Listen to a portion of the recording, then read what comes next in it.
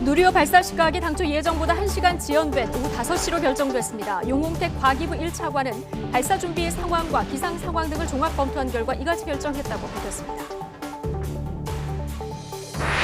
이재명 민주당 대선 후보를 둘러싼 두 차례의 대장동 의혹 국정감사 결과를 두고 여야의 평가가 극명하게 갈렸습니다.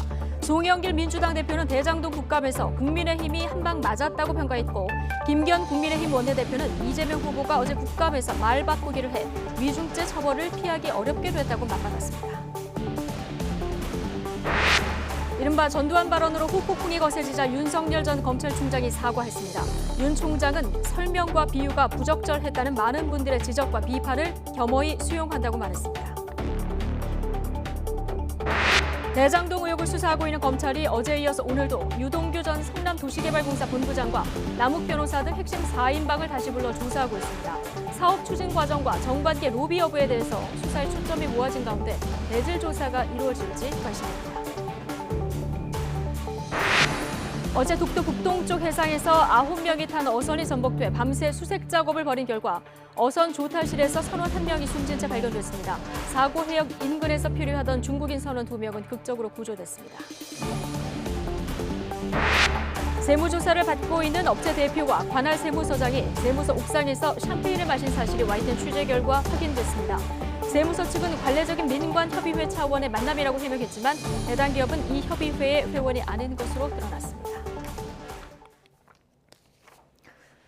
네, 더 뉴스 2부 이어가겠습니다. 순수 우리 기술로 개발한 첫 우주발사체 누리호 발사 시각이 오후 5시로 확정됐습니다. 연료 충전이 시작된 가운데 누리호가 성공률 30%를 넘어서 날아오를 수 있을지 주목됩니다. 나로우주센터에 나가 있는 취재기자 연결해보겠습니다. 홍민기 기자. 네, 전남 고흥 나로우주센터에 나와 있습니다. 네, 자, 이 누리호 발사 시각 5시로 최종 결정이 된 거죠? 네, 그렇습니다. 조금 전인 2시 반쯤 용홍택 과학기술정보통신부 제1차관이 밝힌 내용인데요. 누리호를 잠시 뒤인 오후 5시에 발사하겠다고 밝혔습니다. 당초 예상 시각이었던 오후 4시에서 1시간 정도 늦춰진 건데요. 과기부 등이 참여하는 발사관리위원회는 오늘 오전 10시 반과 오후 2시 이렇게 두 차례 회의를 열고 최종 발사 시각을 논의했습니다.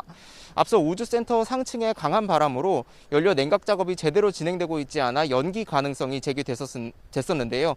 항 의원은 조금 전인 2시 반쯤 연료 탱크 충전도 시작했다고 밝혔습니다. 네, 이것 역시 처음 예상했던 오후 1시 25분보다 1시간 정도 늦춰진 시각입니다. 과기부와 항 의원은 발사에 임박해서 바람과 발사체 상태 등을 마지막으로 검토한 뒤 발사 여부를 최종 판단하겠다고 밝혔습니다. 네, 자, 누리호 발사까지 앞으로 어떤 점을 주목해야 할까요? 네, 사실 신형 발사체의 성공 확률은 일단 30% 정도로 알려져 있고 누리호도 여기서 예외가 아닙니다. 그만큼 발사 과정에서 수많은 난관을 뚫어야 하기 때문인데요. 가장 큰 변수는 무엇보다 날씨입니다. 지상풍은 평균 초속 15m보다 약해야 하고 비행 경로에 낙뢰도 없어야 합니다. 지상을 벗어난 뒤에도 우주 물체와 충돌 가능성은 없는지 살펴야 합니다. 항공우주연구원 측은 현재 지상 날씨에는 크게 문제가 없는 것으로 보고 있는데요. 다만 문제는 앞서 말씀드린 대로 대기권 상층부의 강한 바람입니다. 여기에 문제가 없다고 판단되면 발사 10분 전 프로그램이 자동으로 카운트다운에 들어가는데요. 마지막 순간까지도 이상이 있다고 판단하면 자동으로 발사가 중단될 수도 있습니다. 정상적으로 발사한다면 성공 여부는 발사 16분 7초 뒤에 판가름 납니다. 다만 위성 모사체가 목표 궤도에 올라갔는지 등 최종 임무가 성공했는지는 약 30분 정도 뒤에 확인할 수 있습니다. 지금까지 전남 고흥 나로우주센터에서 YTN 홍민기입니다. 네, 오후 5시로 연기된 누리호 발사 예정 시각까지 이제 2시간여를 남겨두고 있습니다. 나로우주센터와 가까운 해안에는 발사 장면을 보려는 시민들의 발길이 이어지고 있습니다. 현장에 나가 있는 취재기자 연결하겠습니다. 나연우 기자. 네, 전남 고흥 우주발사 이 전망대에 나와 있습니다. 네, 자, 발사 장면을 직접 보기 위해서 전망대 찾으신 분들 꽤 많으시다고요? 네, 그렇습니다. 이곳은 이른 아침부터 이 누리호 발사 장면을 보기 위해서 온 인파로 이 발걸음이 계속해서 이어지고 있는 이 모습입니다. 각자 오래 기다릴 수 있도록 이 의자와 그리고 망원경을 챙긴 채 빨리 이 발사가 시작되기를 기다리고 있는 모습입니다. 발사를 앞두고 기대감과 함께 긴장감도 높아지고 있습니다. 조금 전 이곳에도 이 발사 예정 시각이 5시로 늦춰졌다는 소식이 들어왔는데요. 1시간 늦춰지긴 했지만 그래도 역사적인 순간을 지켜볼 수 있다는 기대감은 여전합니다. 제가 나와 있는 곳은 이 고흥 우주발사 전망대인데요. 누리호가 발사되는 나로 우주센터와는 15km 정도 떨어져 있습니다. 바다 건너 저 멀리 희미하게 나로 우주센터 건물 모습도 볼 수 있는데요. 당초 예정보다 1시간 늦은 오후 5시쯤에 발사가 이루어지면 우주를 향해 솟구치는 누리호 발사체의 모습이 보일 텐입니다. 오늘 구름과 바다 안개가 조금 끼어 있습니다. 이 때문에 이 발사체 모습이 아주 선명하진 않을 것으로 보입니다. 우주 발사 전망대에 올라가서 보는 것도 좋지만 코로나19 확산을 막기 위해 오후 2시부터는 문을 닫은 상태입니다. 전남 고흥군은 어제 일반 시민들의 현장 방문을 자제해달라고 요청하기까지 했습니다. 누리호 발사 시각 전후로는 이 나로 우주센터 주변 인원과 장비, 시설 안전을 위해 육상으로는 인근 3km 반경 접근이 전면 금지됩니다. 이외에 육상에서 다른 지역 통제는 없지만 다수 인원이 모일 때는 이 방역 수칙을 지켜달라고 당부했습니다. 해상에서는 비행 방향폭 24km, 길이 78km 면적을 전면 통제합니다. 지금까지 전남 고흥 우주발사 전망대에서 YTN 나연호입니다. 네, 자, 지금부터는 역사적인 순간을 전하기 위해서 스튜디오에서 고흥 나로우주센터로 자리를 옮긴 박광렬 앵커 연결해서 현장 소식 조금 더 자세히 들어보겠습니다. 자, 박광렬 앵커 나와주시죠. 네, 고흥 나로 우주센터입니다. 이 발사를 앞둔 누리호 막바지 준비 작업 한창인데요. 한국항공우주연구원 이호성 연구원과 함께 자세한 내용 짚어보겠습니다. 네, 어서 오세요. 네, 안녕하세요. 네, 저희가 50분 만에 이렇게 다시 뵙게 됐습니다. 자, 누리호 발사 관련 브리핑이 조금 전 나왔는데 시간이 1시간 늦춰졌습니다. 그러니까 기존 오후 4시에서 오후 5시로 늦춰진 건데 이거 어떤 이유입니까? 예, 그것은 저희 그 차관님이 발표하신 대로 그 이유입니다. 그래서 그 저희가 조사해 보니까 그런 밸브나 이런 데 검사하는데 좀 더 추가적인 건 시간도 필요하고 그다음에 기상 조건 이런 것들도 저희가 고려를 해서 그런 데 판단으로 알고 있습니다. 네, 그러니까 종합적인 부분은 이제 고려했을 때 1시간 정도 더 여유가 필요하다 이렇게 본 건데 자, 구체적인 이제 브리핑 발표 내용을 좀 보자면 발사대 하부 시스템 및 밸브 점검에 추가적인 시간이 소요된다. 이걸 봤을 때 그러니까 지금 당장 문제가 있다는 건지 아니면 문제가 있는지 좀 들여다봐야 된다는 건지 뭐 여러 가지 해석이 나올 수 있을 것 같은데 이게 어떤 의미입니까? 예, 그 저도 이제 직접 그 담당자가 아니어서 그렇죠. 그것에 대한 의미는 모르겠지만 일단 이거 그럼에도 불구하고 1시간으로 연기를 한 거는 그 저희가 이제 해결할 수 있는 문제다 이렇게 만약에 판단을 한 어떤 겁니다. 심각한 문제가 있었으면 이렇게 1시간 늦춘 그렇습니다. 걸로 안 될 그래서 만약 것이다. 밸브가 작동이 안 되거나 만약 그렇다면 아주 심각하죠. 그래서 가령 예를 들면 이제 지난 8월달에 보잉에서 이제 스타라이너라고는 이제 대형 그 발사체죠. 그 우주왕 정거장에 보내는 그런 발사체를 하는데 저희가 그분들이 라운치 패드 그러니까 지금 발사대죠. 발사대에서 시험을 하는데 발사하기 전에 시험을 하는데 산화제 밸브에서 밸브 24개 중에서 13개가 불량이 났습니다. 그래서 이분들은 이제 거기서 이제 해결을 하려고 한 거죠. 그래서 거기서 해결하는데 그 13개 중에서 9개는 수리를 했는데 4개는 수리를 못 했어요.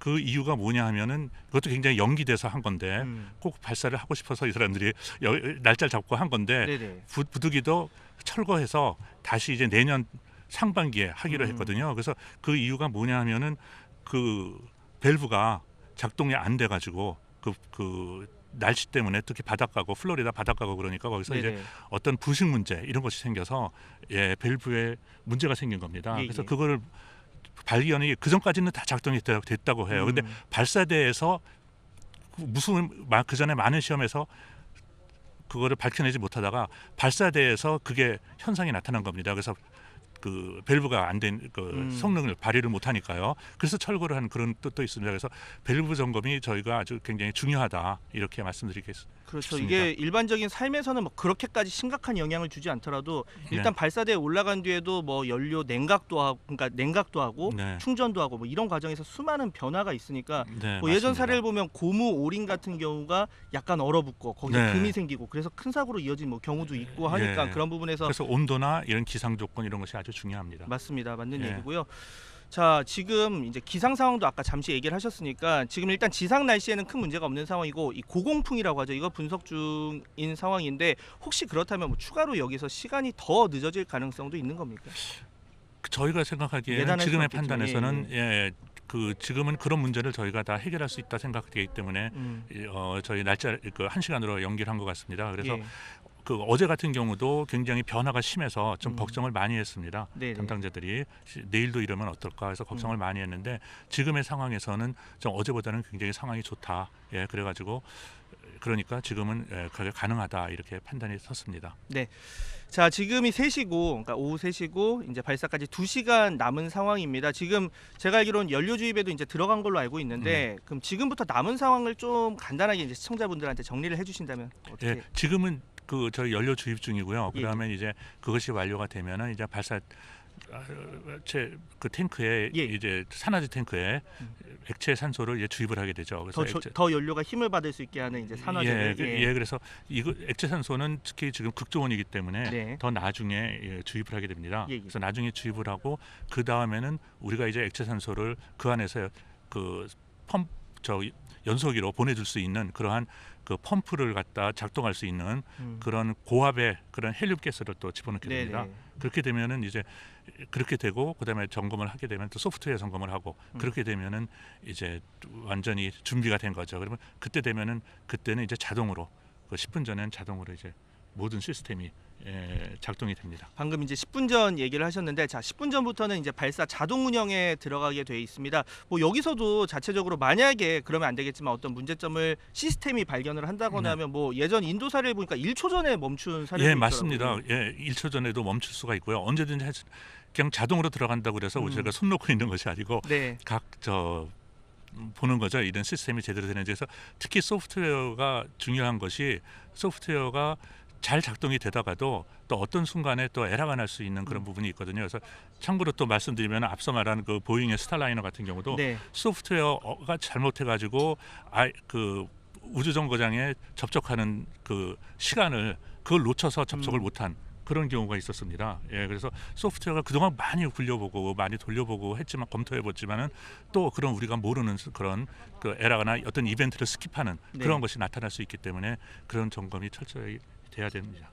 네, 마지막으로 좀 가벼운 질문 좀 드려보겠습니다. 지금 아까 방금 전 저희 이제 기자 연결해서 인근 이제 전남 지역에 뭐 많이 이 누리호 발사를 위해서 이제 나가 계신 시민 여러분들도 볼 수가 있었는데, 자, 5시에 이제 발사가 된단 말이죠. 그럼 네. 여기서 이제 떠오를 텐데 몇 초 정도나 그분들이 그리고 볼 수가 있는지랑 지금 날씨 환경에서 좀 보기 괜찮은지 좀 궁금하거든요. 예, 지금 날씨는 아주 좋은 것 같습니다. 네. 예, 보기는 날씨는 좋은데 네. 보실 수 있는 시간은 이제 뭐 하여튼 뭐 10초, 20초 한 그 내외로 아마 보실 수가 있으리라 이렇게 생각이 듭니다. 그래서 불꽃을 잠깐 동안 보고 이제 멀리서는 이제 불꽃은 조금 그것보다는 오랫동안 이제 볼 수가 있겠죠.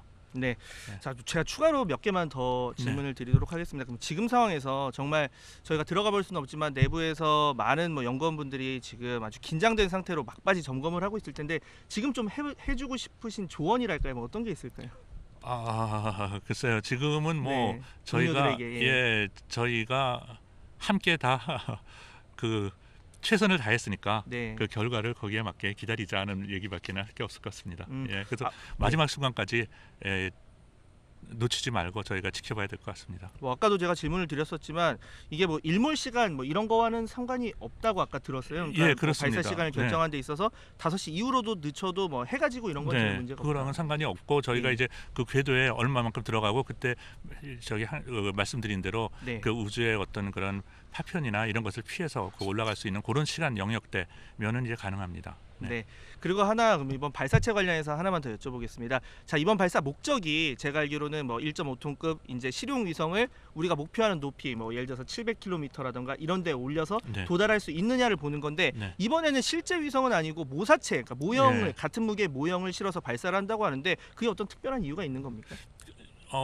저희가 사실은 보면은 그 지금 처음으로 테스트 플라이트입니다. 예. 그래서 테스트 플라이트이기 때문에 그러니까 비행 시험입니다. 예, 시험 비행이다. 예, 시험 비행입니다. 그래서 예. 아직 검증이 된 게 아닙니다. 그래서 이번에 검증이 돼야지 비로소 저희가 위성을 싣고 올릴 수가 있다 생각이 듭니다. 그래서 지금은 이 위성이 저희 발사체가 이만한 크기의 위성을 그 궤도에 올릴 수 있다는 것을 증명해 보이는 그런 작업이라고 말씀드리고 싶습니다. 네, 마지막으로 짧게 네. 지금 1시간 연기됐다고 하니까 국민 여러분들 중에서 혹시 뭐 문제 있는 거 아니야 이런 생각을 하시는 분들도 네. 있을 것 같은데 12년 넘게 정말 이 작업을 수행해 오신 이제 한 사람으로서 마지막으로 해주시고 싶은 말씀이 있다면요. 예, 저희가 항상 그 계획을 열심히 짜고 하지만은 그 계획에는 저희가 또 모르는 또 변수가 있습니다. 그리고 어떤 임무를 위해서는 그 계획을 좀 연기를 해야 될 수도 있고 또 지연이 될 수도 있고 그렇지만 문제는 저희가 그것을 포기하지 않고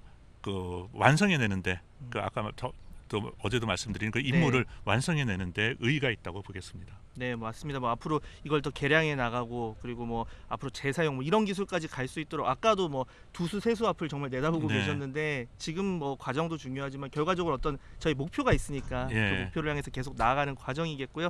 저희가 잠시 뒤에도 또 진행되는 상황은 이제 현장 연결을 해서 들려드릴 수 있도록 하겠습니다. 지금까지 한국항공우주연구원 이호성 연구원과 함께했습니다. 네, 말씀 감사합니다. 네, 감사합니다.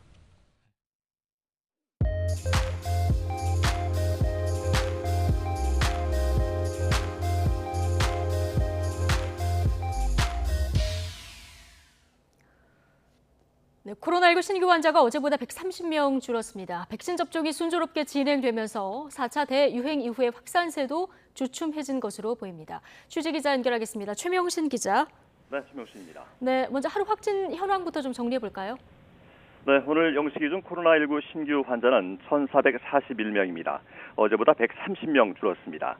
일주일 전인 지난 수요일에 1,939명과 비교해서는 498명이 적습니다. 또 수요일 기준으로 4차 유행 초반인 7월 둘째 주 이후 15주 만에 처음으로 신규 환자가 1,500명대 아래로 내려왔습니다. 보통 수요일을 고비로 신규 환자가 크게 늘어나 주말까지 급증세가 이어지던 게 일반적인 추이였습니다. 그제 1,100명대에서 어제 1,500명대를 기록해 그만큼 오늘 확진자 추이에 관심이 쏠렸었는데요. 일단 이번 주 확산세는 주춤한 것으로 보입니다. 네 자릿수 확진자가 107일째 이어지곤 있지만 지난 8일 이후 13일 연속 2,000명을 넘지 않고 있습니다.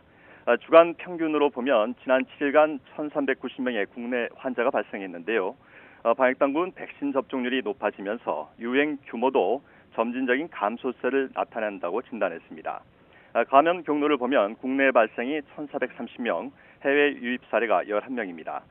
지역별로는 서울 502, 경기 523, 인천 104명 등 수도권에서만 1,129명의 신규 환자가 나왔습니다. 전체 지역 발생의 79%입니다. 수도권 밖에서는 경북 35, 충북 57, 충남 44, 부산 29명 등 17개 시도 전역에서 환자가 나왔습니다. 코로나19 관련 사망자는 11명이 늘었고요. 위중증 환자는 2명 늘어 349명입니다. 백신 접종도 순조롭습니다. 1차 신규 접종자는 6만 8천여 명이고 접종을 모두 마친 사람은 32만여 명이 늘었습니다. 이에 따라 백신 접종률은 1차가 79%, 접종 완료는 67.4%입니다. 네, 다음 달 단계적 일상 회복으로의 전환을 앞두고 있는데요. 정부가 다음 주에 공청회를 연다면서요. 네, 정부는 다음 주 월요일인 25일 공청회를 열어서 단계적 일상 회복 전환 이후에 방역 의료 이행 방안을 논의합니다. 공청회 개최에 앞서 정부는 두 차례 공개 토론회도 개최하는데요. 1차 공개 토론회는 지난 1일 열렸고 2차 공개 토론회는 내일 열릴 예정입니다. 정부가 다음 달 1일 단계적 일상회복 전환을 검토하고 있는 가운데 손영래 중수본 사회전략반장은 현재 일상회복 지원위원회에서 여러 가지 의견들을 수렴하며 단계적 일상회복 초안들을 만들고 있다고 밝혔습니다. 지금까지 사회부에서 YTN 최명신입니다. 우리나라에 들어오는 해외 입국자는 누구든 코로나19 PCR 검사 음성 확인서를 제출해야 하는데요. YTN 취재 결과 입국할 때 가짜 음성 확인서를 제출한 것으로 의심되는 사례가 올해만 10건 넘게 적발된 것으로 확인됐습니다. 현실적으로 음성 확인서를 전수조사하는 게 불가능한 상황에서 위조 여부 확인도 쉽지 않아서 방역망에 구멍이 뚫릴 수 있다는 우려가 나옵니다. 이준엽 기자가 취재했습니다. 가나에서 온 입국자가 검역소에 제출한 PCR 음성 확인서입니다. 이름, 성별, 여권번호와 함께 코로나19 진단 검사 음성이 나왔다고 적혀 있습니다. 하지만 해당 국가에 주재하는 우리 공관을 통해 확인해봤더니 발급된 적이 없는 가짜였습니다. 방역당국이 올해 1월부터 8월까지 26차례에 걸쳐 입국자들이 제출한 음성 확인서 2,690건을 조사해봤더니 모두 11건이 위변조 의심 사례로 적발됐습니다. 확진자가 많이 나온 비행편과 코로나19 확산이 심한 국가 위주로 현지의 우리 공관에 검증을 의뢰했더니 발급 사실이 없는 것으로 드러난 겁니다. 하지만 이 가운데 3명만 재판에 넘겨져 벌금형 등을 선고받았고 2명에 대해선 무혐의 처분이 내려졌습니다. 현지 공관을 통해서라도 음성 확인서 위조 여부가 명확히 확인되지 않아 증거가 불충분하다는 판단이 나온 겁니다. 저희가 외국 영사관에 이제 확인을 하거든요. 그쪽에서도 그게 진짜인지 가짜인지 판단이 어렵다. 음성 확인서는 특별한 양식 없이 각 병원에서 자체 발급하기 때문에 직접 문의하지 않고선 진위를 가리기가 쉽지 않습니다. 전수조사도 사실상 불가능한 만큼 실제 가짜 음성 확인서를 제출한 입국자가 정확히 얼마나 되는지도 확인하기 어렵습니다. 코로나19 확진자가 PCR 음성 확인서를 이 변조에 입국하면 방역에 치명적인 구멍이 뚫립니다. 이를 막기 위해서는 비행기 탑승 전에 이 변조를 확인할 수 있도록 하는 시스템 도입이 절실합니다. 특히 코로나19 방역 문제는 단일 국가 차원에서 대응하기 어려운 만큼 국제사회와 공조 강화가 필요하다는 지적도 나오고 있습니다. YTN 이준엽입니다. 미국에서 그동안 백신을 맞을 수 없었던 5세에서 11세 어린이를 대상으로 하는 화이자 백신의 긴급 사용 승인이 다음 달 초에 이루어질 것으로 보입니다. 백악관 대응팀은 어린이들까지 백신을 맞으면 코로나19 확산 둔화에 큰 역할을 할 것으로 보고 승인 즉시 접종할 수 있는 준비에 박차를 가하고 있습니다. 워싱턴 강태욱 특파원입니다. 미국 식품의약국 FDA는 오는 26일 자문기구인 백신생물의약품 자문위원회 회의를 소집했습니다.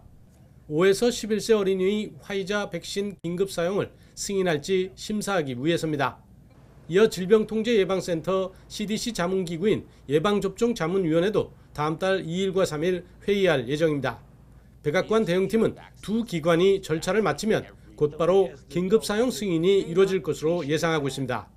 If we can get the overwhelming majority of those 28 million children vaccinated, I think that would play a major role in diminishing the spread of infection in the community. 백악관 대응팀은 승인이 이루어지는 즉시 접종할 수 있도록 준비에 박차를 가하고 있습니다. 이를 위해 6,500만 회분을 이미 사들인 상태입니다. 승인 며칠 이내 소아과 병원과 지역 약국, 학교 등에 1,500만 회분의 백신과 주사기를 배송할 예정입니다. 또 부모를 상대로 백신의 안전성과 효능을 알리는 대대적인 홍보 캠페인도 시작할 계획입니다. We're preparing a national public education campaign that will meet parents where they are with information about the vaccines. We will work with schools to send letters home to parents. 특히 종교 지도자와 의사들에게도 백신에 관한 자료를 나눠주기로 했습니다. 이는 떠돌고 있는 막대한 양의 허위 정보가 가장 큰 걸림돌이기 때문입니다. 미국 정부는 백신의 긴급 사용 승인 후 2주 이내 첫 접종을 시작한 어린이의 경우 성탄절까지는 접종을 모두 완료하겠다는 계획입니다. 워싱턴에서 YTN 강태욱입니다. 대장동 개발 특혜 의혹을 수사하고 있는 검찰이 성남시청 시장실과 비서실에 대한 압수수색에 나섰습니다. 이재명 경기지사의 관여 여부를 본격적으로 들여다보겠다는 의미로 해석됩니다. 이런 가운데 어제에 이어서 오늘도 핵심 4인방을 불러서 조사하고 있습니다. 검찰 취재기자 연결해보겠습니다. 우철희 기자. 네, 서울중앙지방검찰청입니다. 예, 저희가 조금 전에 이제 속보로도 전해드렸는데요. 검찰이 성남시청 시장실 그리고 비서실에 대한 압수수색에 들어갔군요. 네, 그렇습니다. 서울중앙지검 전담수사팀은 조금 전입니다. 검사와 수사관 20여 명을 투입해서 성남시청 시장실과 비서실에 대한 압수수색에 들어간 것으로 파악이 됐습니다. 한마디로 당시 성남시장인 이재명 경기지사의 대장동 개발 사업 관여 여부를 제대로 들여다보겠다, 이런 의미입니다. 검찰은 이재명 지사가 시장 재직 때 대장동 사업 인허가 과정에 대한 내용을 어느 정도로 보고받았고 또 어떤 지시를 내렸는지와 관련된 문건이나 결제 내역, 전자메일 확보에 주력할 것으로 보입니다. 또 사업자 선정과 초과이익 환수 조항 삭제와 같은 특혜를 화천대유에 주는데 직접 관여했는지 등에 대한 자료도 찾을 것으로 예상됩니다. 앞서 검찰은 뒷북 논란 속에 지난 15일 성남시청 도시주택국과 교육문화체육국 그리고 문화도시사업단을 비롯한 대장동 개발 사업 관련 부서에 대한 압수수색을 벌였습니다. 이어 정보통신과에 대해서는 15일에 이어 18일부터 오늘까지 나흘간 직원들이 주고받은 전자메일 등을 확보하기 위해 추가로 압수수색을 했지만 시장실과 비서실은 제외됐습니다. 성남시청이 대장동 개발 사업의 인허가권을 갖고 있는 만큼 검찰의 압수수색은 사업 추진 과정 전반에 성남시와 이재명 지사가 관여한 정황을 파악하겠다는 차원으로 볼 수 있습니다. 네, 그리고 검찰이 오전부터 대장동 의혹의 핵심 4인방을 다시 불러서 또 조사하고 있다고요? 네, 대장동 의혹의 핵심 4인방 바로 유동규 전 성남도시개발공사 기획본부장과 화천대유 대주주 김만배 씨 그리고 천화동인 4호, 5호 실소유주인 남욱 변호사와 정영학 회계사 이렇게 4명을 뜻하는데요. 검찰은 대장동 의혹 수사를 위한 전담수사팀을 꾸린 뒤 처음으로 어제 한꺼번에 이들 4명을 소환한 데 이어 오늘 다시 불러 조사하고 있습니다. 어제는 오후부터 8시간 가까이 조사를 벌였는데 오늘은 오전부터 시작해서 현재 5시간째 강도 높은 조사를 벌이고 있는 겁니다. 특히 김만배 씨와 남욱 변호사는 언론에 출석 모습이 포착됐는데 어제와 마찬가지로 오늘도 쏟아지는 질문에 말을 아꼈습니다. 초과이익 환수 조항 삭제 논의하신 적 정말 없으세요? 얼른 가서 조사 잘 받겠습니다. 기획국 얘기도 있는데 한 말씀만 부탁드립니다. 죄송합니다. 유동규 씨 이렇게 뭐 감옥 간다는 것도 이렇게 사전 논의가 있었나요? 들은 게 있나요? 죄송합니다.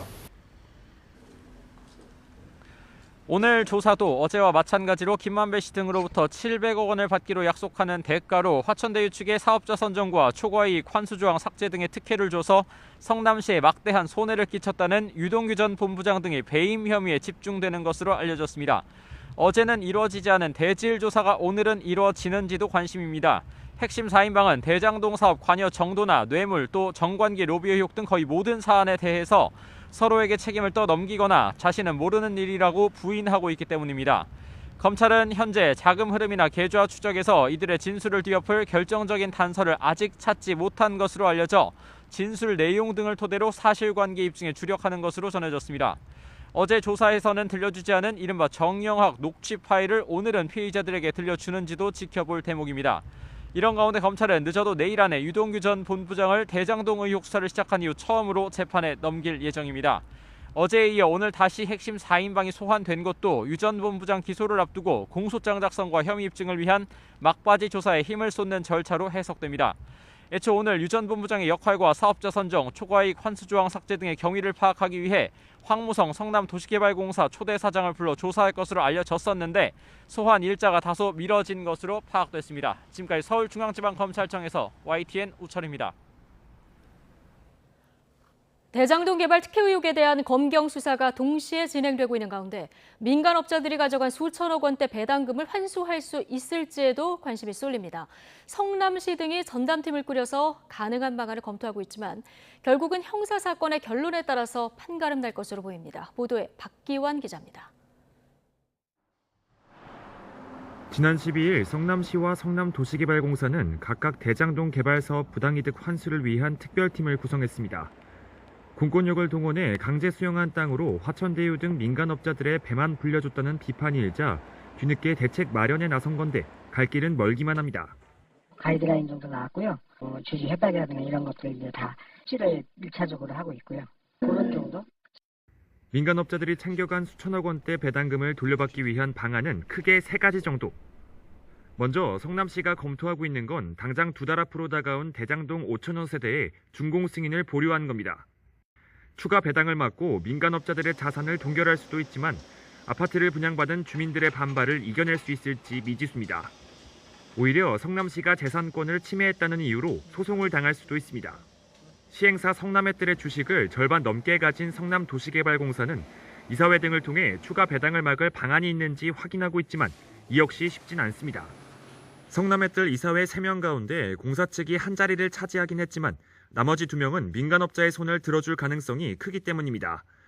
주주총회를 열더라도 협약에 따라 사실상 의결권을 가진 건 화천대유와 천화동인 투자자들 뿐입니다.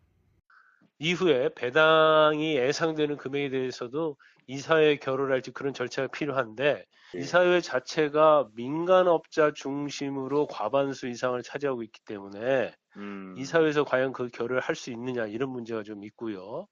마지막 방안은 부당이득 반환을 위한 민사소송입니다. 수천억 원대 배당의 근거가 된 사업협약이 관계자들의 형사상 책임으로 무효가 된다면 지금까지 받은 모든 이득을 토해내야 한다는 겁니다. 이번 사건의 경우 유동규 전 성남도시개발공사 기획본부장이 화천대유 등 민간업자에게 의도적으로 유리한 협약을 맺게 했다면 협약 자체가 무효가 됩니다. 그럴 경우 성남도시개발공사 측도 유 전 본부장과 관계자들을 상대로 부당이득을 환수할 수 있게 되는 겁니다. 다만 이 모든 건 관련 형사사건의 결론이 난 뒤에야 가능합니다. 배임 혐의점에 대해서 입증이 이루어지고 그런 판단이 이루어진다면 무효입니다. 협약에 의해서 지급한 금액을 부당이득으로 모두 반환할 수 있는 거죠. 성남시든 성남도시개발공사든 당장 민간업자에 대한 추가 배당을 막을 방법은 마땅치 않은 상황. 결국 지금으로선 검찰과 경찰 수사를 통해 형사사건의 결론이 어떻게 나올지 지켜보는 수밖에는 없을 것으로 보입니다. YTN 박견입니다. 네, 오늘 상임위 종합국정감사에서도 대장동 특혜 의혹에 대한 집중 질의가 종일 이어지고 있습니다. 윤석열 전 총장은 전두환 발언 후 폭풍이 거세지자 비판을 수용하겠다면서 유감을 표했는데요. 국회로 가보겠습니다. 김승환 기자. 네, 국회입니다. 네. 자, 먼저 전두환 관련 발언 파장이 컸는데 윤 전 검찰총장 오늘 오전에 결국 유감을 표명했죠. 네, 윤 전 총장은 오늘 오전 청년정책 공약을 발표하기에 앞서서 발언 이틀 만에 유감을 표명했습니다. 어떤 의도로 얘기했든 전달 과정에서 적절하지 못하다는 비판이 있으면 수용하는 게 옳다는 건데요. 윤 전 총장의 발언 직접 들어보겠습니다. 50 정권을 옹호하거나 찬양한 것은 결코 아닙니다. 그러나 그 설명과 비유가 부적절했다는 많은 분들의 그 지적과 비판을 겸허히 수용하고 유감을 표합니다. 이에 대해 김진욱 민주당 대변인은 무엇을 잘못했는지도 모르고 단지 당한 파기 여론에 밀려 형식적인 유감 표명으로 어물쩍 넘어가려 해서는 안 된다고 비판했습니다. 이런 가운데 윤 전 총장을 비롯해 유승민, 원희룡, 홍준표 후보까지 국민의힘 대선주자 4명은 내일 오후 YTN에서 두 번째 맞수 토론을 벌입니다. 유승민 전 의원과 윤석열 전 총장, 원희룡 전 지사와 홍준표 의원이 각각 대결을 펼치는데 전두환 발언을 둘러싼 파장도 토론 이슈 가운데 하나가 될 것으로 보입니다.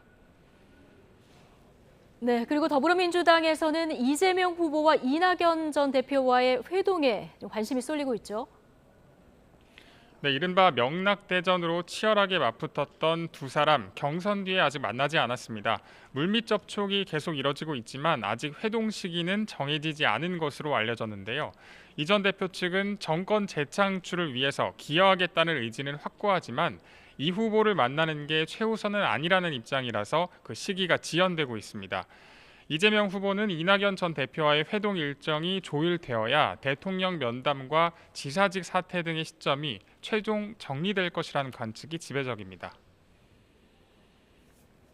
네, 자 국감 진행 상황도 좀 볼 텐데요. 오늘도 곳곳이 대장동 특혜 의혹이 주요 쟁점이 되고 있는 상황이죠.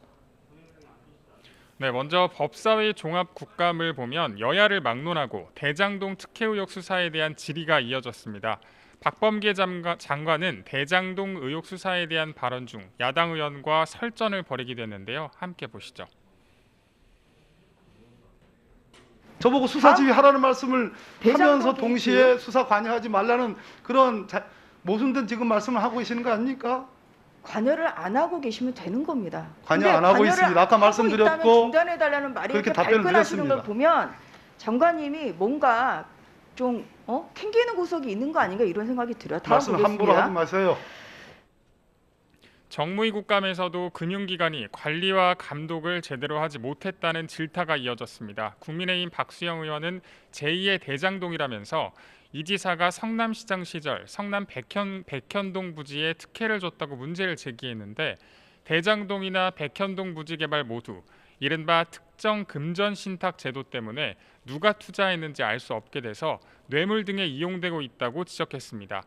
이에 대해 고승범 금융위원장은 제도면에서 개선할 부분이 있는지 살펴보겠다고 답했습니다. 앞서 민주당 송영길 대표는 대장동 국감과 관련해 한 방이 없는 게 아니라 국민의힘이 한 방 맞았다고 평가했지만 국민의힘은 국감 발언 중 초과이익 환수 조항 관련 부분에 대해 이 대표를 의중죄로 고발하기도 나서 당분간 대장동 국감 관련해서 여지는 계속될 것으로 보입니다. 지금까지 국회에서 YTN 김승환입니다. 네, 세무조사를 받고 있는 업체 대표와 관할 세무서장이 세정협의회 명목으로 만나서 샴페인을 함께 마신 사실이 YTN 취재 결과 확인됐습니다. 자, 해당 기업은 세정협의회 회원도 아닌 것으로 확인돼 이 배경에 의문이 커지고 있는데요. 취재 기자 연결해 보겠습니다. 신준명 기자. 네, 사회 일부입니다. 예. 자, 먼저 당시 종로세무서장과 기업 대표가 만난 영상을 YTN이 확보했다고요? 네, 그렇습니다. 지난 5월 18일 종로세무서 옥상에 마련된 휴게 공간에서 찍힌 영상입니다. 영상에는 당시 종로세무서장과 세무서장 김모 씨와 체납징세과장 남호 씨, 당시 보령제약 안모 대표 등이 모여 있고 테이블엔 샴페인까지 놓여 있습니다. 제보자가 다가가자 종로세무서 직원이 세정협의회 진행 중이라며 막아섭니다. 원래 저거 하시면 안 되는 거 아니에요? 네? 저거 하시면 안 되는 거 아니에요? 아직 세정협의회 하는데 지금 세정협의회 하는 게 맞아요? 세정협의회란 지역 납세자 여론을 수렴하기 위한 목적으로 각 세무서 단위에서 운영 중인 민간협의체로 지난 1971년부터 50년째 세무서와 납세자의 소통 창구 역할을 하고 있습니다. 그런데 보령제약은 지난 8월 말 기준 종로세무서가 관리하는 세정협의회 소속 회원 19개 업체에도 포함돼 있지 않았습니다. 게다가 YTN 취재 결과 당시 보령제약은 서울지방국세청에서 세무조사를 받고 있던 것으로 확인됐습니다. 보령제약 내부 관계자는 5월 18일은 세무조사가 한창 진행되던 시기였다며 회사 측에선 꼬투리 잡힐 수 있으니 회사에 들어오지 말라는 지시를 하기도 했다고 밝혔습니다. 세무조사가 진행 중인 상황에서 업체 대표와 관할 세무서장의 수상한 만남이 이뤄진 겁니다. YTN이 확인을 요구하자 보령제약 측은 5년에 한 번씩 하는 정기 세무조사가 진행되던 시기였던 건 맞다고 시인했습니다. 하지만 당시 만남은 관례적으로 진행하는 수시 업무회의였을 뿐 세무조사와의 연관성은 없다고 선을 그었습니다. 종로세무서 측은 김 전 세무서장이 당시 참석 대상을 정했다면서 세정협의회 회원사가 아닌 보령제약 대표가 왜 참석했는지는 잘 알지 못한다고 답변했습니다. 또 김 전 세무서장에게 정확한 경위를 확인하려 했지만 현재 병가 중이라 사실 확인이 곤란하다고 덧붙였습니다. 네. 자, 세무서 관계자와 납세 업체들이 만나는 세정협의회를 두고 그동안 각종 로비 의혹도 좀 잇따랐었는데 자, 국세청장이 폐지를 검토하겠다 이런 입장을 밝혔다고요? 네, 그렇습니다. 세정협의회 회원들은 관할 세무서장이나 과장이 퇴직하면 고문 계약을 맺은 뒤에 고문료 명목으로 적게는 수십만 원에서 많게는 수백만 원씩 매달 지급해온 것으로 드러났습니다. 현직일 때 세정협의회를 통해 관계를 형성하면서 세무조사 편의를 봐달라는 식으로 청탁하고 퇴직 뒤엔 전관예우로 대우해주면서 일종의 보험을 든다는 건데요. 더불어민주당 김두관 의원실에서 확보한 세정협의회 회원의 증언을 들어보겠습니다. 서장들은 한 100만 원 정도 하고요. 다른 세무서장 되면 또 1년 이런 식으로 하든 어떤 세무서든 간에 다 이런 것들은 좀 다 사보는 사람 입장에서는 정치도 문제지만 세무서가 가장 무섭잖아요. 서울권 세무서들의 경우 각각 10여 개에서 20여 개의 업체를 회원으로 관리하고 있는 것으로 알려졌습니다. 전직 세무서장이 퇴직 뒤 세무사무소를 차리면 세정협의회 소속 기업들로부터 고문료 명목으로 매달 돈을 받는 게 관행처럼 돼 있다는 건데요. 이런 일이 가능한 건 변호사법, 행정사법, 관세사법과 달리 세무사법에만 전관예우 금지 규정이 없기 때문입니다.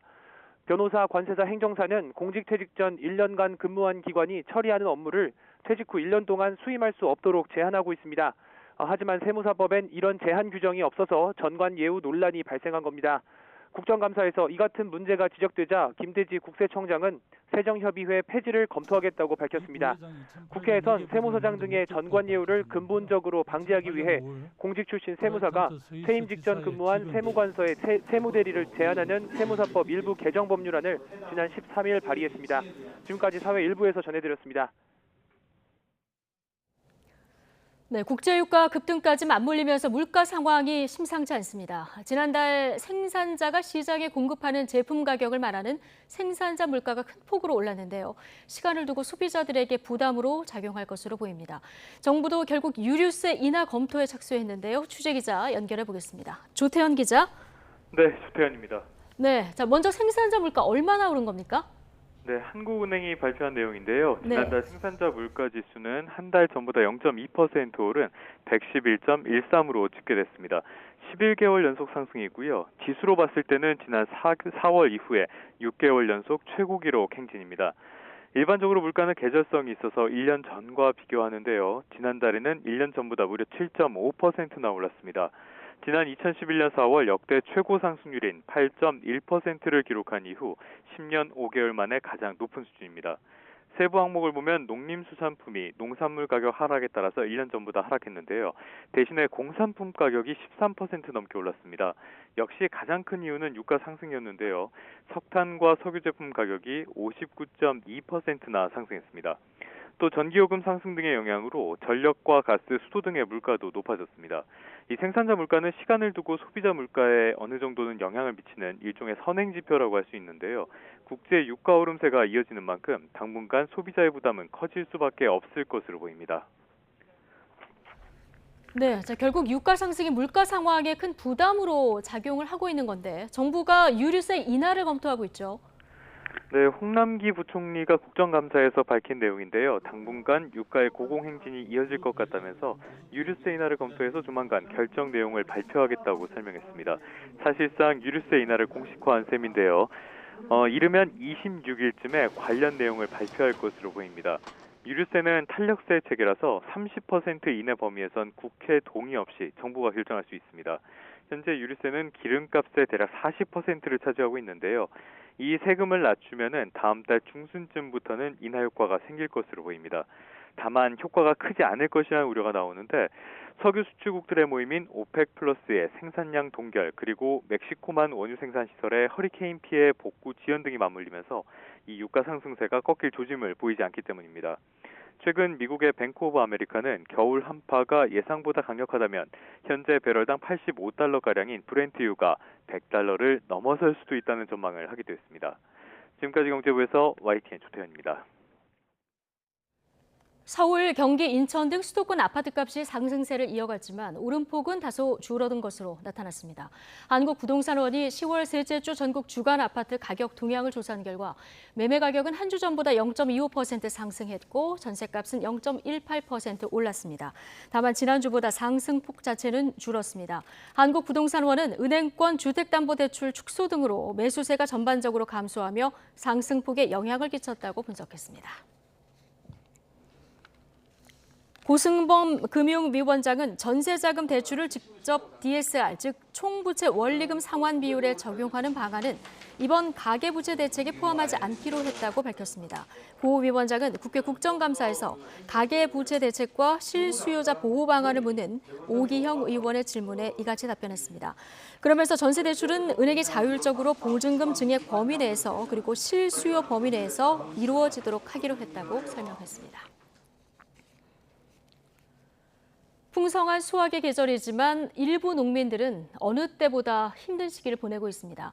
코로나19 여파로 인한 일손 부족에 판로까지 막혔고 가을철 잦은 비로 인한 병충해까지 기승을 부리고 있습니다. 홍성욱 기자입니다. 강원도 고랭지 채소밭, 무가 아무렇게나 놔둔 겁니다. 어른 장단지만큼 굵고 튼실하게 자랐지만 수확하지 못하고 있습니다. 코로나19로 인한 소비 감소와 외국인 노동자 부재로 인한 일손 부족 때문입니다. 제때 수확하지 못한 무는 결국에는 이렇게 산지 폐기될 수밖에 없습니다. 그런데 한 가지 문제가 더 있습니다. 이 무밭에는 이 감자를 함께 심는데 이 감자 수확에도 결국엔 차질이 빚어질 수밖에 없습니다. 판로는 막혔고 인건비까지 천정부지로 치솟으면서 출하를 포기해야 하는 상황. 모종과 비료를 사느라 빌린 대출금도 고스란히 빚으로 남았습니다. 8만 원, 9만 원 썼는데 지금은 14, 15만 원에 그래야만 일꾼을 구할 수가 있는데 그마저도 돈을 주고도 힘들어요. 그러니 이걸 다 팔아도 인건비가 안 나와요 또. 유례없는 긴 가을 장마도 농민을 한숨 짓게 합니다. 푸릇푸릇해야 할 양상추밭이 온통 누렇게 변했습니다. 온전한 양상추는 단 한 통도 남지 않았습니다. 이 농민이 애써 키운 양상추가 하나같이 이렇게 모두 짓물렀습니다. 안은 어떤지 직접 하나를 까보면 내부도 이렇게 못쓰게 망가졌습니다. 원인은 가을철 잦은 비, 무름병과 흰가루병, 녹병 등 각종 병해가 발생하면서 일대 양상추밭이 모두 병들었습니다. 양상추뿐만이 아닙니다. 속이 단단히 차야 할 붉은 양배추는 하나같이 속이 비었습니다. 3,000제곱미터가 넘는 밭에서 건진 건 양배추 5통이 전부입니다. 이거는 집 물렀죠? 네. 썩었어요. 이렇게. 수확을 할 수도 없고 날이 추워서 더 클 수도 없고 그냥 포기하는 거죠. 코로나19 여파로 또 변덕스러운 가을 장마로 한 해 농사를 모두 망쳐버린 농민들의 마음이 까맣게 타들어가고 있습니다. YTN 홍석입니다. 미국 정부가 탄도미사일을 발사한 북한에 대해서 도발을 자제하고 대화에 나설 것을 잇따라 촉구했습니다. 미국의 한 싱크탱크는 북한의 대미 군사적 위협이 높다면서 한국은 잠수함 발사 탄도미사일에 대한 방어망이 없다고 지적했습니다. 이종수 기자입니다. 린다 토마스 그린필드 미국 유엔 대사가 북한 탄도미사일 발사와 관련한 안보리 비공개 긴급회의 직전 기자회견을 했습니다. 토머스 그린필드 대사는 최근 잠수함 발사 탄도미사일 시험 발사를 비롯해 지난달 초부터 계속된 이딴 탄도미사일과 극초음속 미사일 시험 발사는 명백한 유엔 안보리 결의 위반이라며 규탄했습니다. These are unlawful activities. They are in violation of multiple Security Council resolutions and they are unacceptable. 그러면서 도발을 자제하고 대화에 참여하라고 북한을 압박했습니다. The DPRK must abide by the Security Council resolutions and it is time to engage in sustained and substantive dialogue toward the goal of complete denuclearization of the Korean Peninsula. 미 백악관 젠 사키 대변인도 북한과의 협상이 열려 있다는 기존 입장에는 변함이 없다고 강조했습니다. 람 이메뉴얼 미국 주일대사 지명자는 현지 시각 20일 상원 외교의 인사청문회에서 북한의 최근 잇따른 탄도미사일 시험은 한국과 일본의 공조와 협력을 환기해주는 것이라고 말했습니다. 이어 북한 문제가 한미일 3국의 최우선 순위인 안보와 관련된 일이라면서 청문회를 통과하면 한일 두 나라 협력 증진을 위한 역할을 하겠다고 다짐했습니다. 한편 미국에 대한 북한의 군사적 위협이 높다고 보수 성향의 미국 싱크탱크 헤리티지 재단이 평가했습니다. 헤리티지 재단 클링너 연구원은 북한 김정은은 핵과 미사일 시험을 가속하고 북한의 무기고를 다양화했다며 이젠 미사일 방어 시스템의 개선에도 동맹국군에 훨씬 큰 위협이 되고 있다고 우려했습니다. 그러면서 한국은 현재 잠수함 발사 탄도미사일에 대한 방어망이 없다며 사드 레이더는 북한을 향해 110도 시야로 제한돼 있어 동해나 서해로부터의 SLBM을 방어할 수 없다고 주장했습니다. YTN 이종수입니다. 니콜러스 번스 중국 주재 미국 대사 지명자가 상원 인준 청문회에서 중국의 인권과 군사력 팽창, 무역 관행 등을 맹비난했습니다. 그러면서 미국의 비교 우위는 동맹이라면서 대표적인 국가로 한국과 일본을 언급했습니다. 보도에 강성호 기자입니다. 니콜러스 번스 중국 주재 미국 대사 지명자가 현지 시간 20일 미 상원 인사청문회에 참석했습니다. 번스 지명자는 외교 관리와 달리 중국의 인권과 군사력, 무역 관행 등에 대해 전방위로 각을 세웠습니다. 특히 신장 지역 위구르족에 대한 인권 탄압을 집단 학살이라고 표현하며 미국이 침묵할 수 없다고 말했습니다.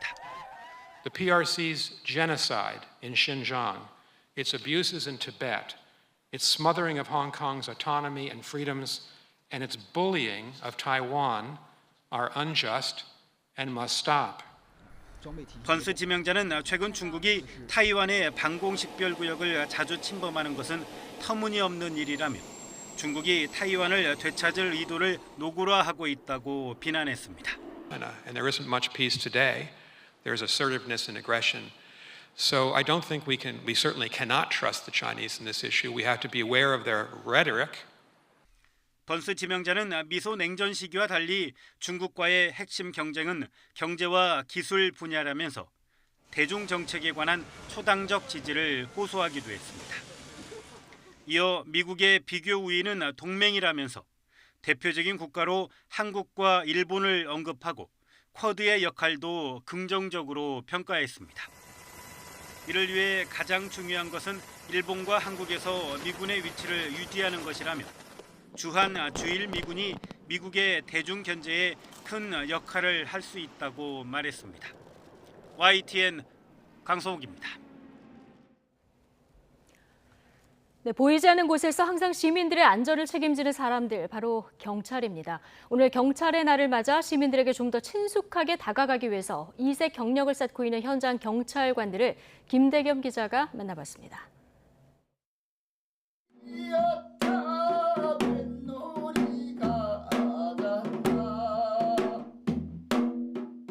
퇴근 후면 근무복을 벗어놓고 소리꾼으로 변하는 경기 구리경찰서 교통조사팀 장남희 경위. 지구대와 파출소, 형사팀 경력까지 두루 갖춘 만 30년 차 베테랑 경찰관입니다. 입사 초기 딱딱하게만 느껴졌던 경찰관 이미지를 어떻게 바꿀 수 있을까 고민하다 대학 전공인 민요를 이용해 보기로 했습니다. 딱딱하고 그런 경직된 분위기가 경찰관을 대변하는 분위기라면 저는 이제 민요를 통해서 어떤 부드럽고 친근한 소리꾼 장경위의 특기는 경찰의 각종 대민 업무에서 빛을 발합니다. 어르신을 대상으로 한 보이스피싱 예방교육부터 재능기부 봉사활동까지 시민들과 소통하는데 이보다 좋은 무기가 없습니다. 이제는 경찰에 대한 인식 개선과 시민들의 든든한 버팀목이 돼주는 게 남은 경찰 생활의 목표입니다. 내가 가지고 있는 재능이 민원인들한테 조금이라도 도움이 될 수 있다면 그 이상 더 경찰관으로서 좋은 건 없다고 생각하고요. 근무가 없는 날에도 매일같이 체력 단련에 열중하는 경기 남양주 호평파출소 소속 양윤영 순경. 조직 내에선 이미 몸짱 경찰관으로 유명합니다. 경찰이 되기 전 월드 미스 유니버시티 대회에 나가 입상하는 등 남다른 재능과 활동력을 뽐냈던 양순경. 이제는 강한 여경의 모습으로 시민을 보호하고 믿음을 주기 위해 하루도 빠짐없이 땀을 흘리고 있습니다. 제가 그 운동을 하면서 거기서 얻는 에너지 이런 것들을 대민 업무하면서 시민들이랑 이제 소통하고 이럴 때 좀 제 밝은 에너지를 통해서 마라톤 대회 1등에 킥복싱, 태권도 등 무도 8단의 강철 체력 여경 남양주 북부경찰서 최진선 형사는 범인 검거 현장에서 혁혁한 공을 세우고 있고 각종 가요제를 휩쓸었던 가수왕 출신 의정부 금호지구대 이상희 순경은 화려했던 경력과 재능을 학교폭력 예방활동에 활용하고 있습니다. 각기 다른 이색 경력을 자신만의 특기로 갈고 닦는 경찰관들. 오늘도 시민에게 한 발 더 다가서기 위한 경찰의 노력은 계속되고 있습니다. YTN 김대겸입니다.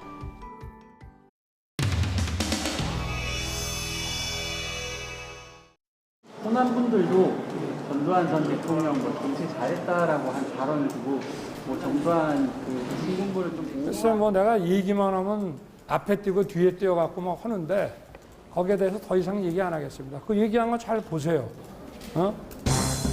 전두환 대통령이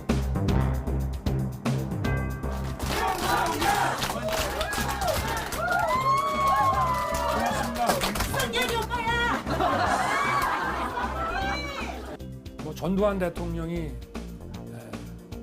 군사 쿠데타와 그 5.18만 빼면 잘못한 부분이 이제 그런 부분이 있지만 그야말로 정치는 잘했다고 얘기하는 분들이 많습니다. 그거는 호남 분들도 그런 얘기 하시는 분들이 꽤 있어요. 그 왜 그러느냐? 다 그 분야의 최고 고수들, 사심 없는 사람들. 이분은 군에 있으면 조직 관리를 해봤기 때문에 맡긴 겁니다.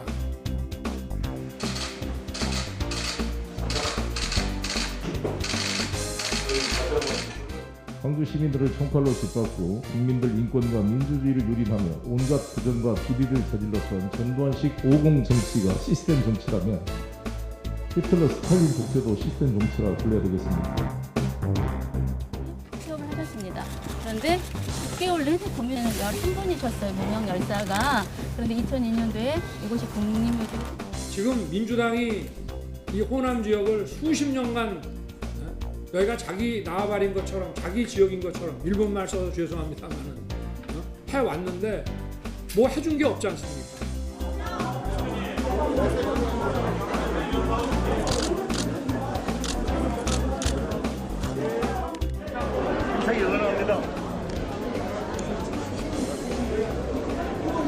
광주에 가가지고 사과하실 의향은 혹시 예, 제가 무슨 그걸 가지고 호남인들을 화를 내게 하려고 하는 얘기도 아니고 어떤 효과를 나타낸 것이 있다면은 그건 뭐든지 벤치마킹을 해서 국민을 위해서 써야 되는 것이고.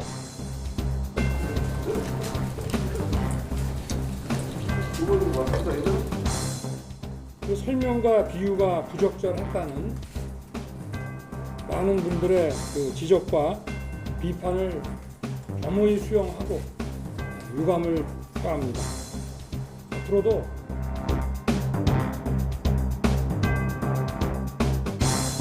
다음은 유승민 후보 차례입니다. 7분입니다. 네, 방금 그러고 정치를 잘했다고 이야기하시는데 전두환 정권 때 정치를 인권 탄압, 야당 탄압, 언론 탄압 그거 다 했는데 잘 된 게 뭐가 잘 됐습니까? 저는 그 역사 인식을 말씀하셨는데 예. 대학 시절에도 5.18 직전에 벌어진 12.12 군사 반란에 대해서 모의 재판장을 하면서 무기징역을 선고한 바가 있습니다. 아니 40년 전에 그러니까 제가 잠깐 말을 하게 아니 시간을 40년 좀 전에 주셔야죠. 모의 재판을 하신 아니 걸 저한테 가지고 모의 재판이라는 건 연극이에요. 모의 재판 연극이라 하더라도 그 역사 인식을 담고 그러면 그 학생 때의 그런 걸 갖고 있는 거지. 근데 네, 오늘 오후 5시 한국형 발사체 누리호가 우주로 비상을 할 예정이죠. 자, 누리호 연료 탱크 충전이 완료됐다는 소식도 조금 전 현장에서 들어봤는데요. 자, YTN은 잠시 뒤 4시부터 뉴스 특보를 통해서 발사 과정을 생생히 전해드릴 예정입니다. 많은 시청 바라고요. 더 뉴스 오늘 준비한 소식은 여기까지입니다. 함께해 주신 여러분 고맙습니다.